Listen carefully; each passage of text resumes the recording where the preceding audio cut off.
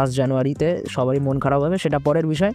এবার stranger things volume 1 নিয়ে কিছু কথা বলবো। এখানে কিছু পয়েন্ট ছিল যেটা পয়েন্ট সবই ভালো লাগে, সিরিজটা যেভাবে আগাচ্ছে সত্যি ভালো লাগছে। এবার ভলিউম 2 এবং ভলিউম 3 কীভাবে এঙ্গেজিং করবে, ভালোই করবে। ভলিউম 1-এ যদি এতটা এঙ্গেজিং দিয়ে রাখে তো অবশ্যই তারা ভলিউম 2 এবং ভলিউম 3-র জন্য তো কিছু না কিছু ইন্টারেস্টিং বাঁচিয়েই রেখেছে।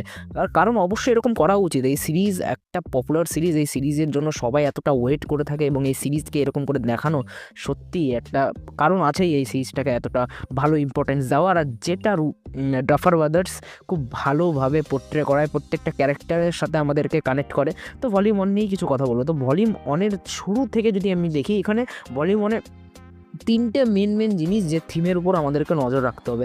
একটা থিম এটাই থাকে, ভলিউম 1-এর মেন থিম এটাই থাকে যে হকিংস থেকে সব লোকজন চলে যেতে শুরু করছে। হকিংসে যে ভেকনা যে পোর্টালটা খুলে দিয়েছিল, আপসাইড ডাউন ওয়ার্ল্ডের যে পোর্টালটা খুলে দিয়েছিল, যার জন্য সেখানকার যে লোকাল এরিয়ার যারা লোকজন আছে তারা সবাই ভয় পেতে থাকে, তারা হকিংস থেকে চলে যেতে থাকে। এবং যেটা দেশের যেটা কাজ বা মিলিটারি বেসের যেটা কাজ, লোকদেরকে সাহস দেওয়া যে না এখান থেকে তোমরা যেও না, সমস্ত কিছু ঠিক হয়ে যাবে, এটা একটা আমরা মেন থিম দেখতে পারি। এবং যে লাইব্রেরিতে চারিদিকের যে ভেকনার যে আপসাইড ডাউনের যে পুরো নলগুলো মাটি থেকে বেরোতে আসছিলো, যেটা একদম পুরো হকিংসের একদম চারিদিকে ছড়িয়ে গিয়েছিলো এবং সেটা মার্জ হয়েছিল হকিংসের মেন একটা লাইব্রেরিতে।